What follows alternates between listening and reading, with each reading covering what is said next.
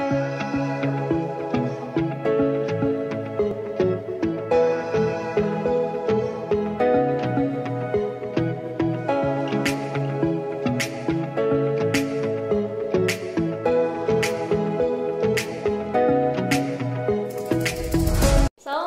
warahmatullahi wabarakatuh. Selamat datang di channel Gapura Undagi Samakta. Di episode Bincang Santai kali ini, kita kedatangan seorang narasumber. Kalau dilihat dari badannya atletis kayak gini ya, pasti udah ketebak dong. Beliau ini adalah guru olahraga di SMA Negeri 2 Pandeglang, Bapak Raden Arif Purnama Setiadi. Panjang sekali Pak namanya ya. Betul, dari lahir sudah di. Oke, panggilannya? Bisa Raden, bisa Arif, tapi untuk populernya namanya Raden. Populer, oke Pak Raden ya. Oke, saya juga soalnya manggilnya Pak Raden ya. Gimana Pak Raden, bisnis lancar? Alhamdulillah, bisnis semenjak WFH ini ya menyibukkan diri di bisnis juga. Iya, karena Pak Raden ini selain mengajar, beliau juga ada merintis bisnis lah ya gitu. Dan bisnisnya ini berhubungan gitu dengan kegiatan ekstrakurikuler yang beliau bina. Betul, gitu. Pak Raden ini adalah pembina ekstrakurikuler dari Tumpas. Bisa diceritakan Pak Raden, Tumpas itu apa sih, singkatan ataukah kepanjangan? Artinya tuh apa Tumpas tuh? Baik Bu Ika, jadi Tumpas itu adalah singkatan. Tumpas itu singkatan dari T-nya adalah tunas. Dan masuk ke U-nya itu adalah masuk ke tunas, dan M-nya itu masuk ke muda, gitu. P-nya adalah pencinta, A-nya adalah alam, S-nya adalah samakta. Jadi Tumpas itu adalah singkatan dari Tunas Muda Pencinta Alam Samakta. Tumpas ya. Betul. Tunas Muda Pencinta Alam Samakta. Intinya ekskul pencinta alam. Betul. Ya. Ya. Saya juga baru tahu loh. Ya, Tumpas tuh ternyata adalah kepanjangan dari itu gitu. Iya, nah, kalau di Tumpas tuh sebenarnya kegiatannya apa aja sih Pak Raden? Kalau kegiatan itu Tumpas itu sebenarnya banyak ya, karena bukan hanya kan mindset orang-orang itu bahwa pencinta alam itu seringnya itu hanya main gunung atau main ke gunung gitu ya, naik gunung atau kemah atau camping gitu ya. Padahal untuk kegiatan tersebut itu banyak. Contohnya ada beberapa divisi yang menaungi di Tumpas, yaitu ada 3. Apa aja tuh? Yang pertama ada divisi rock climber. Rock climber itu adalah bahasa Inggris ya, bahasa Indonesia adalah panjat tebing gitu. Jadi divisi ini adalah divisi khusus untuk mengenal dunia perpanjatan tebingan. Oke, yang suka manjat-manjat ya. Betul, ya, tebing. Yang kedua itu ada LH. LH itu adalah lingkungan hidup. Lingkungan hidup itu kita di divisinya adalah seperti kayak menelusuri sungai-sungai, ya, terus di kampung-kampung kita juga kayak membuat suatu program gitu, bagaimana cara supaya warga tidak sekarang itu kan banyak yang buang sampah sembarangan gitu ya, kayak mengedukasi lah gitu, mengedukasi juga sama. Dan yang terakhir itu ada divisi GH, yaitu gunung hutan. Nah, di gunung hutan itu juga, untuk divisi ini adalah divisi khusus yang benar-benar harus mengenal bagaimana rintangan ketika kita naik gunung gitu. Jadi ada beberapa ilmu yang harus didapat di GH ini. Contohnya seperti survival, navigasi, itu juga perlu di divisi. Jadi di Tumpas ini dipelajari juga teori-teorinya sebelum mereka mempraktekkan. Betul, ya. Jadi nggak sembarangan tuh ya yang suka naik gunung atau misalnya suka panjat-panjat gitu ya, itu ada ilmunya juga ada gitu ilmunya ya. Juga. Jadi dipelajari di Tumpas ini gitu. Betul. Terus Pak Raden nih, sebenarnya awal mula didirikannya Tumpas itu gimana sih sejarahnya gitu, terus tujuannya ada ekskul Tumpas tuh apa gitu? Soalnya kayaknya cukup baru ya? Betul Sekolahnya? sekolahnya. Jadi sejarahnya itu adalah ketika kebetulan saya juga alumni dari sini gitu. Betul, sama dengan Bu Ika. Jadi dulu itu berpikirnya bahwa saya sebesar sekolah SMA 2 yang berada di kota gitu, yang belum mempunyai wadah atau sarana yang senang untuk ke naik gunung, biasanya senang untuk berkemah. Nah, itu tidak ada ekstrakurikulernya gitu. Berpikir dulu itu kita mikirnya bahwa sebesar SMA 1 aja punya. Bahwa SMA 1 itu adalah pencinta alam paling tua di Pandeglang gitu ya. Sispala gitu contohnya, siswa ya, untuk siswa. Nah, berpikir dulu itu kenapa SMA 2 nggak bisa buat atau bagaimana gitu. Akhirnya berinisiatiflah ke pembina OSIS dulunya gitu ya, dan mengajukan berbicara kepada Wakasek segala macam. Akhirnya kita mengajukan, dari situlah kita mulai merumuskan bagaimana tata cara membuat eskul itu seperti mendirikan gitu, ya. gitu. Betul. Tahun berapa itu Kak Radin? Untuk tahun itu tahun 2011. 2011 ketika masih menjadi siswa di sini. Siswa di sini kebetulan ya, pada tanggal 24 September itu adalah disahkannya atau didirikannya Eskul Tumpas Desa Makta ini. Gitu. Diingat bersejarah banget soalnya. Betul, karena perjuangannya juga lumayan. Ada drama, bukan drama sih, jadi ya harus melewati beberapa rintangan juga lah, seperti itu. Gitu. Dan akhirnya sampai sekarang masih berdiri gitu ya. Alhamdulillahnya sampai sekarang masih berdiri. Iya, berarti bagus lah ya, didirikan tuh memang bener-bener buat dijaga gitu. Betul. Kan nggak sembarang pengen mendirikan ekskul aja gitu. Karena dulu itu juga kan sempat ramainya Adiwiyata kalau nggak salah. Nah, dulu tuh inginnya, jadi terciptanya Adiwiyata itu kan harus ada yang beberapa yang mendukung lah, faktor mendukung dulu tuh. Jadi berpikirnya apakah Eskul Tumpas ini bisa membantu terciptanya Adiwiyata di sekolah gitu. Jadi saling membantu, akhirnya persetujuan dari Wakasek dan yang lainnya akhirnya disetujui lah dulu tuh, seperti itu. Dan berjalan sampai hari ini gitu. Betul. Nah, kalau misalnya tadi kan kegiatan udah diceritakan ya. Kegiatan-kegiatan Tumpas itu ada panjat tebing, ada naik gunung, terus yang menelusuri sungai, susur gitu sungai. kan. Nah, ada nggak sih, itu kan kayak fisik banget ya nggak sih? Betul. Syarat khusus nih buat siswa-siswa kita yang pengen masuk Tumpas gitu, itu ada nggak syarat? Kalau untuk syarat sih sebenarnya tidak ada ya, cuman kalau untuk registrasi hanya yang dibutuhkan adalah mendata, biodata diri. Jadi siapapun itu yang ingin ikut gabung ke Tumpas itu tidak ada syarat tertentu. Contohnya misalkan badannya harus bugar kah? Tidak. Apakah harus jago manjat? Tidak. Apakah yang sudah punya pengalaman untuk naik gunung? Tidak.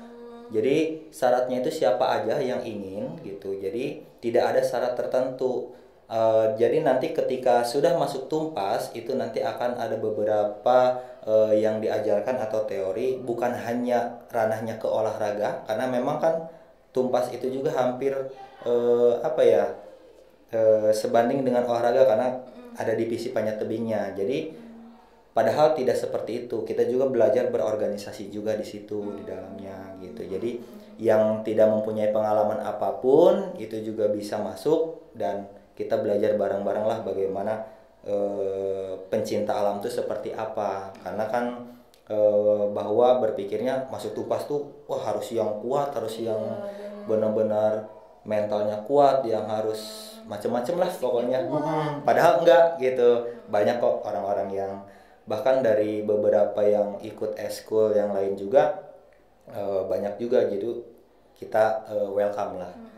Tidak ada syarat. Yang terpenting itu adalah kemauannya yang kuat, benar nggak sih Pak? Betul, harus ada jadi, kemauan. Walaupun fisiknya nggak kuat atau mungkin mentalnya kurang gitu kan, tapi kalau kemauannya udah kuat, dia udah apa ya istilahnya, kayak berpegang teguh sama keinginannya itu, pengen masuk Tumpas nih, pengen apa namanya, masuk lebih dalam ke alam gitu Iya, kan ya. betul. Nah, itulah yang bisa bertahan sampai akhir nanti gitu kan. Soalnya kadang-kadang orang ikutan ekskul cuma ikut-ikutan aja gitu ya, pada Iya, kayak atau betul, enggak betul, ngeliat betul. ih kayaknya asik tuh, cuma gitu doang tuh, asiknya doang pengen ya gitu. Tapi Betul, pas betul. dapet kesulitan Dianya dia mundur. seleksi alam kalau di Tumpas itu. Iya, gitu. Yang daftar banyak, kalau misalkan ketika sudah benar-benarnya sedikit itu disebutnya seleksi alam kalau di Tumpas. Iya, benar Karena banget. mungkin mereka sudah tidak kuat dengan apa ya, program yang sudah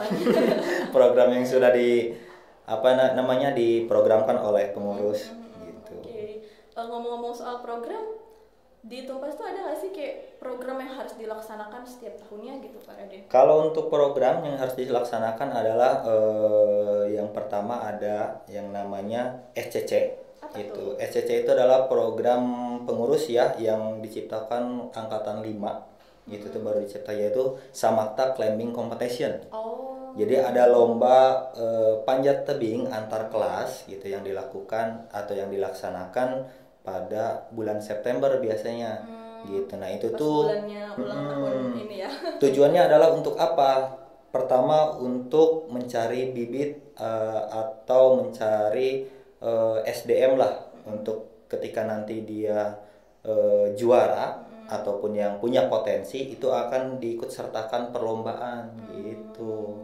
Nah, itu program SCC. Nah, yang kedua itu ada program yang namanya Diklat. Diklat itu adalah kalau di pramuka disebutnya kayak pengukuhan. Oh. Jadi kalau di Tumpas disebutnya adalah Diklat. Ada juga ya. Betul. Jadi Diklat itu adalah pendidikan latihan dasar, Diklatsar disebutnya. Itu tuh untuk mengukuhkan sebenarnya sama juga apa namanya ke jenjang ke jenjang berikutnya, karena pada saat daftar itu masih jadi calon anggota muda, tapi ketika sudah masuk Tumpas atau sudah dikukuhkan itu akan menjadi angkatan muda. Jadi ada tingkatannya gitu. Ada levelnya. Ada levelnya Apa aja gitu. tuh levelnya? Yang pertama calon anggota muda. Calon anggota. Itu yang mau baru daftar gitu. Ketika sudah ikut Tumpas dan Diklat itu nanti akan jadi AM, yaitu angkatan muda gitu. Nanti setelah angkatan muda itu akan menjadi angkatan senior gitu. Lebih tepatnya dia akan menjadi pengurus. Ya, sebelum ke angkatan senior itu juga ada program lagi yang harus istilahnya syarat lah. Syaratnya adalah harus melakukan pengembaraan per divisi. Ada pengembaraan disebutnya. Jadi gimana tuh pengembaraan tuh? Pengembaraan itu seperti apa ya, program angkatan muda yang sesuai divisi. Misalkan contoh rock climber. Nah, rock climbing itu kan basicnya adalah manjat ya. Nah, selain dia SMA 2 punya papan panjat, dia itu harus mencari ada di mana lagi nih tebing asli yang harus mereka cari tahu lah selebihnya. Nah, kalau misalkan memang bisa untuk dipakai atau misalkan tidak juga mencari informasi saja. Jadi misalkan itu tugas mereka gitu. Di Pandeglang tuh ada nggak nih yang bisa buat jadikan sarana gitu untuk tebing alamnya langsung. Kebetulan sudah ada yang yang sekarang di Pandeglang itu adanya di Batu Hidung. Batu Hidung itu Tanjung Lesung ke sana gitu. Dan ada. itu mereka nyoba juga nggak manjat di situ? Sebelum mereka mencoba, mereka harus mengenal dulu dan harus belajar teori dulu mengenai peralatan alat panjatnya juga. Jadi sebelum mereka action, mereka harus safety dulu atau tahu dulu keselamatan yang alat-alat keselamatan yang untuk dipakainya nanti gitu. Ketika mereka sudah benar-benar sudah menguasai semua, barulah mereka action secara bergantian gitu. Oke, menarik ya. Tapi udah ada pengalaman belum Pak Raden yang yang mereka tuh manjat di luar papan panjat sekolah kita? Iya. Atau yang lebih ke alam gitu?